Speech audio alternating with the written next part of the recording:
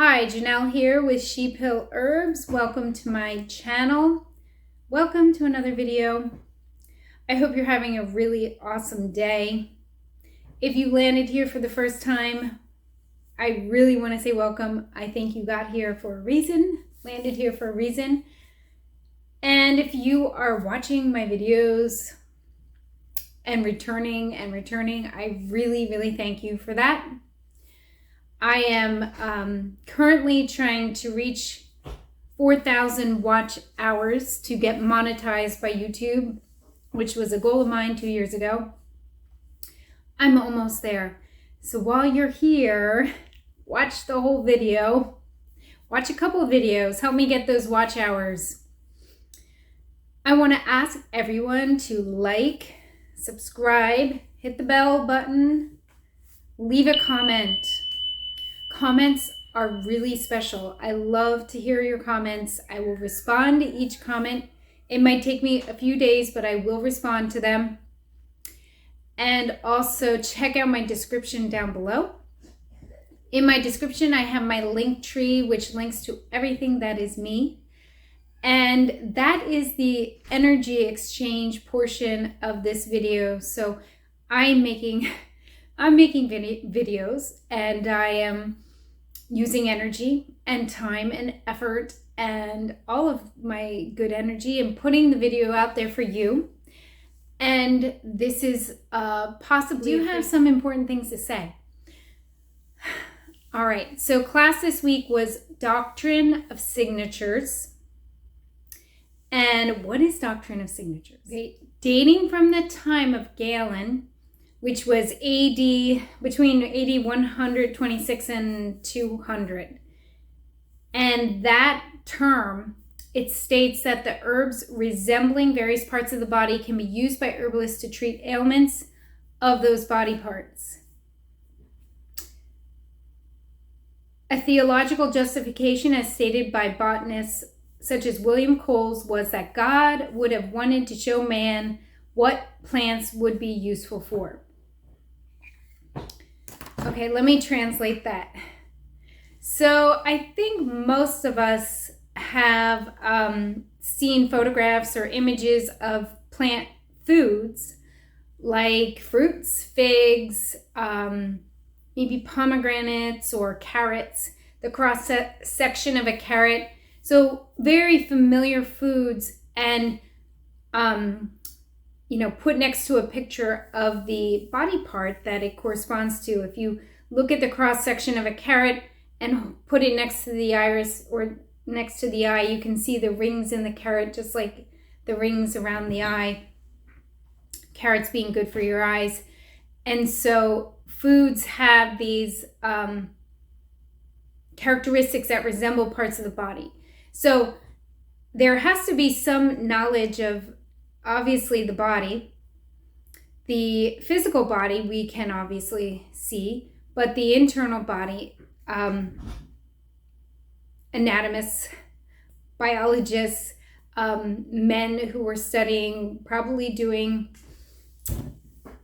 various surgeries, would have had a clear view of what internal structures look like to then correlate the herbs or plants to how they're working in the body internally. So this is a really, I think, neat idea, neat theory, a true theory possibly, of how people over thousands of years became very familiar with plants. So I guess you could think that it was just trial and error, that man came on the earth and through trial and error figured out how to use each plant and what they were good for. And that to me is a lot of trial and error. I've also heard it said that especially native peoples or in old herb texts, that the plants told the person, told the medicine man or medicine woman or healer how to be used. And I do think there is some credibility to that statement as well. So imagine that you are in the line of plant healer a medicine man or woman, and you are learning about the plants and you're sitting with the plants. So just like you would observe your environment and get to know the signs of the sky and the signs of the earth and the seasons and how the birds operate, and even if you were just studying an anthill, you know, the characteristics and behaviors of ants, you can learn the same thing with plants. So you're this training, going through this training as a medicine man or woman. You're sitting with black walnut tree. And this is the very thing that I ask my students to do, and I can't imagine it would be different with other peoples around the world for thousands of years, that if you're training someone to work with a plant, they have to spend time with it and get to know the plant in many forms, in many conditions. What does it look like in each season? What does it look like in full bloom? What does it look like when it flowers? What does the flower of the tree look like? What do the leaves look like? What do the fruits look like? What do they smell like? And just having that constant contact, you notice and you pick up very good ideas as to how that plant could be used. You might even see animals working with that plant, eating the fruit of that plant. So I was referring to black walnut, and in spending time with that tree and knowing that the hulls, the green hulls, fall to the ground, and they fall to the ground in the fall here in the United States, in eastern United States, and they turn black, and they pretty much kill everything on the ground where they land. They start to break apart and mush, and grass does not grow, plants do not grow, weeds do not grow, there are no bugs. So observing this tree and observing this plant as a first-time person ever employing this medicine, I would think this is a very powerful tree, because everything underneath where these fruits drop does not grow. And then even learning how it stains, how the hull, when you touch the hulls and you work with them, how it stains the skin, or it could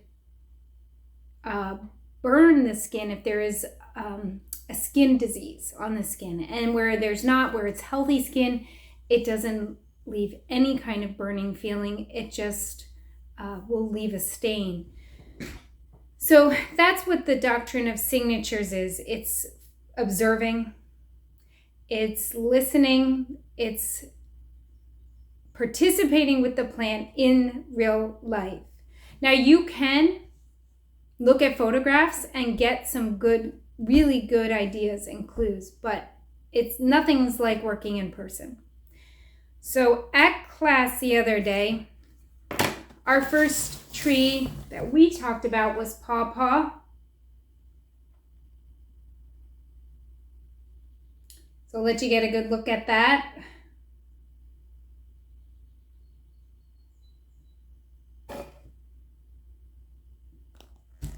And if you're following along with me, you might want to just pull up a picture of Pawpaw on another device. So Pawpaw is Asaminia triloba. And Pawpaw, I love to pick plants that are native to my country, to the United States. Pawpaw is native to the eastern United States. It is called custard apple, poor man's banana, some other nicknames. I think I have them on my notes. Hold on.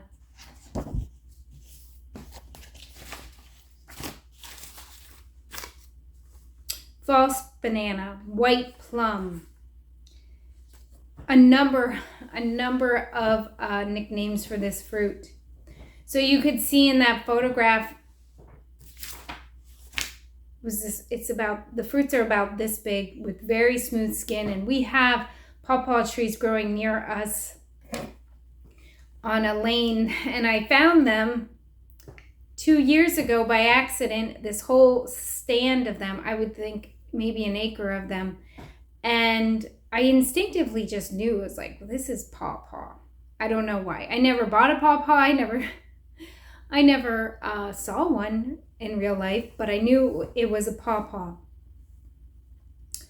And I happened to be there at just the perfect time of harvest. It all just happened. And the fruits were falling from the trees. And you really want the fruit once it drops, because if you pick it while it's still hanging there, it's not quite ripe. Maybe if you we did tap the trees a little bit, just lightly. The ones that are ready to fall will fall. And the skin, you can bite into the skin. It sort of looks like a mango. It does not have a big seed. It has these little tons of brown, smooth, beautiful seeds in the inside, and I saved a number of them and put them in my woods, see if they would grow. And the inside is very creamy and custardy, just like that name, custard apple. And I just was eating them eagerly, enthusiastically. And it was like a tropical kind of experience. This plant looks tropical. It's so weird that it's growing where we live. And so I wanted to share this plant and the doctrine of signatures of this plant. So in class, I had everyone looking at a picture of the pawpaw, and we got a lot of good correlation between what it looks like and what it does. A lot of good, really good guesses.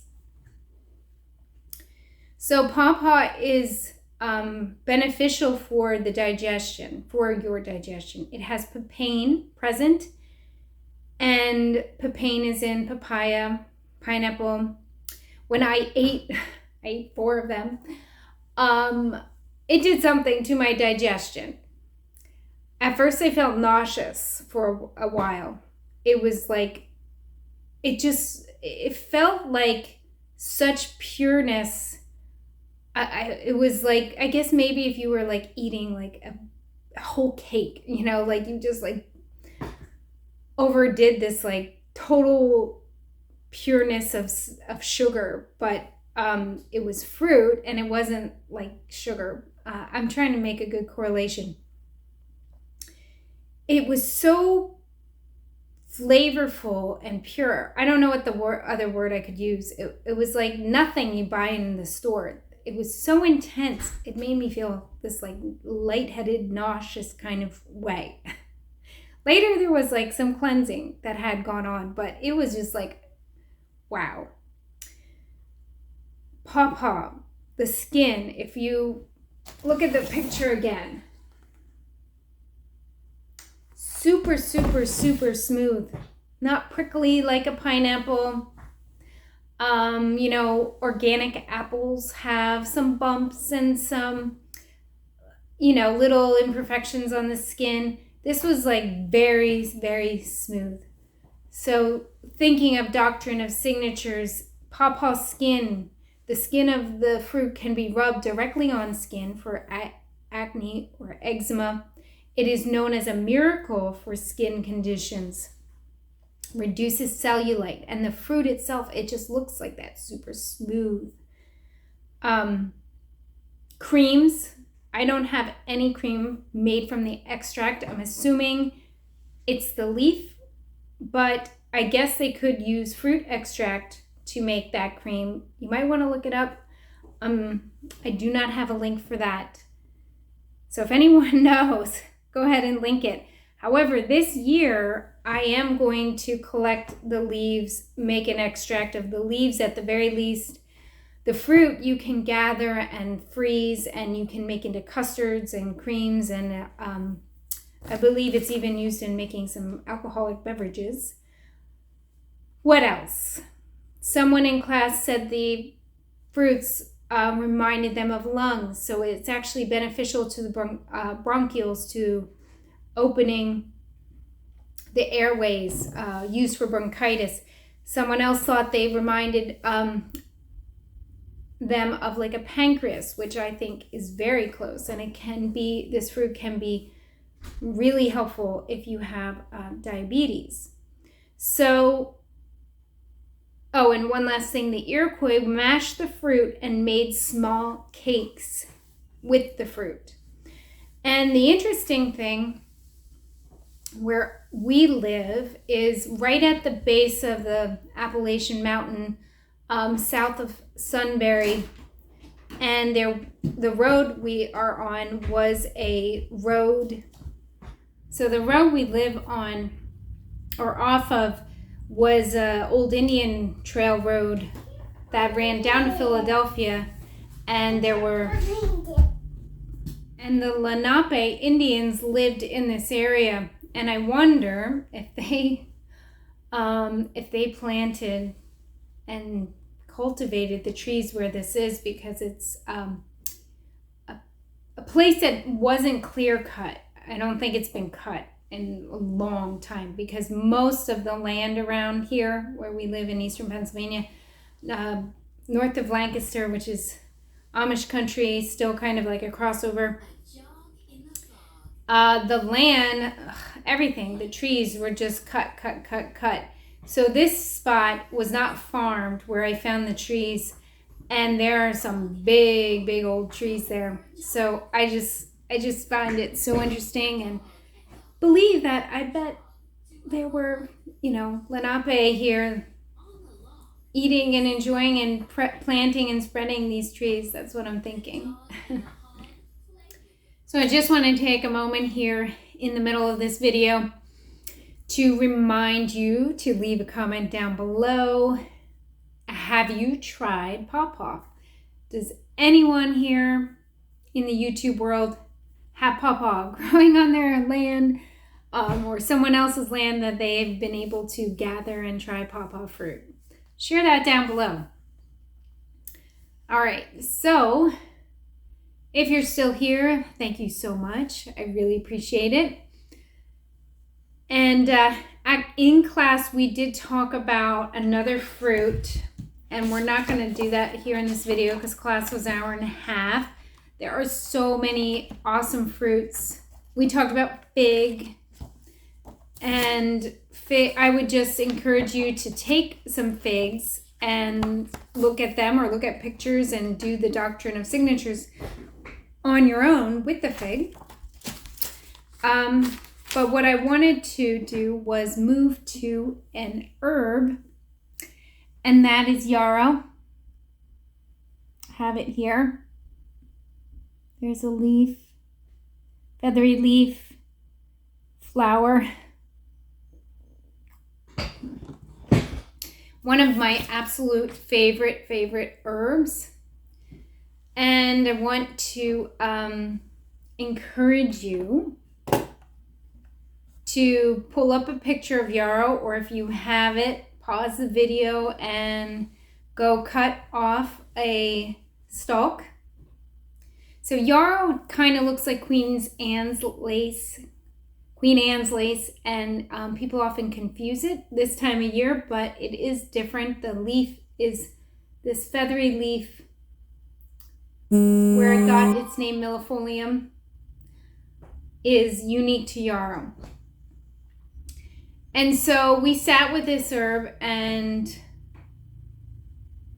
closed our eyes, looked at the herb, looked at all the flowers, and just kind of absorbed. I'm going to see if I have another picture. I'm going to hold that up. All right, I don't know if you can see this.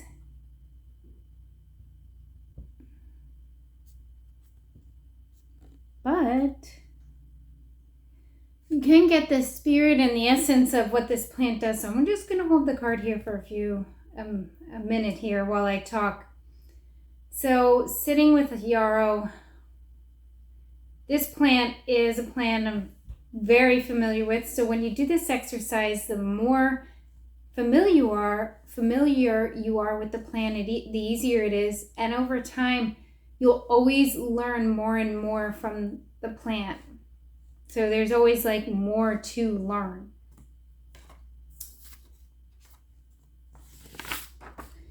And so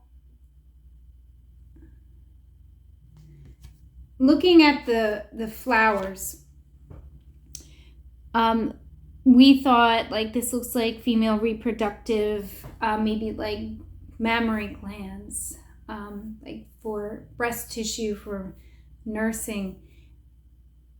This plant definitely has a female feminine vibe. It is lacy. The leaves are lacy. It's white.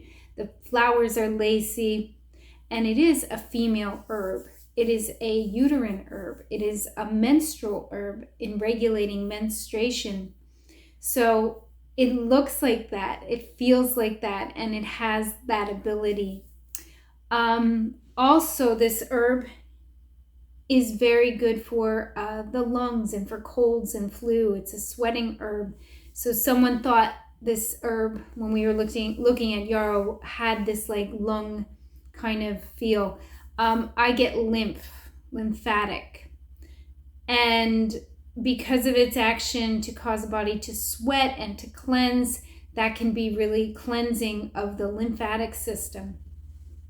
So some of the more like emotional kind of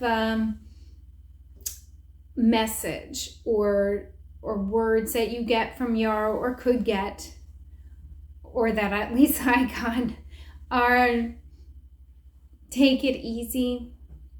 Because of its feathery leaves, it reminds me of like a fan, just like fanning yourself, like whisper or be quiet, light as a feather.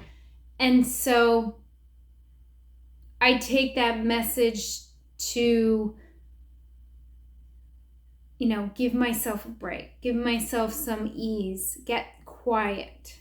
There's nothing, I mean, sitting with yarrow is just like a beautiful experience. And not all plants are like that. You sit with sunflower, you're not going to get the same message at all as you get from yarrow. So that was number 2 of plants and how we looked for the characteristics and how they would correlate. And another one, we picked some random herbs, was Senna. So I want to encourage you to, I don't think I have it in this book in front of me. Maybe in my cards here, but Senna, if you are familiar with teas, is in smooth move herb tea. It is a strong laxative. And pull up a picture of it, go on Google and put in images, Senna. I'm trying to look and see if I have it in my cards. I have another set of cards that we used at my shop last night, and I didn't bring them home. And they have beautiful, really good images. Senna is more intense. Its leaves are not feathery. They're solid and structured. And then it has a seed pod, which kind of looks like an intestine, like if it has this like little indents. So much of the look of Senna looks like intestines and relates to digestion. I think maybe even kidneys. And me and a couple other of the girls there had this like more intense kind of feeling from the plant. Like I felt like busy or rushing or let go, someone said, and I felt like in and out. And that's what this plant is more like. It's helping you let go. It's you're taking the tea and out. You're flushing out. It is a more intense herb as opposed to the yarrow herb. It is not a tonic herb or something you're taking on a daily basis. It is a temporary medicine. So that's Doctrine of Signatures. Looking at your foods, looking at your plants, noticing their characteristics and how they relate to either parts of the body that we can see or internal body parts if you know your anatomy. And then also getting some words or messages from the plant for its emotional or spiritual helping. I find that to be the most fascinating and useful bit of information because, well, I don't know if I should discount the physical. Eating the plant or taking the medicine of the plant internally is really powerful and special. But it's the messages that we learn too that bring about healing. Just that message of taking it easy, being quiet, light as a feather from Yarrow. There's a lot of healing in heeding those messages.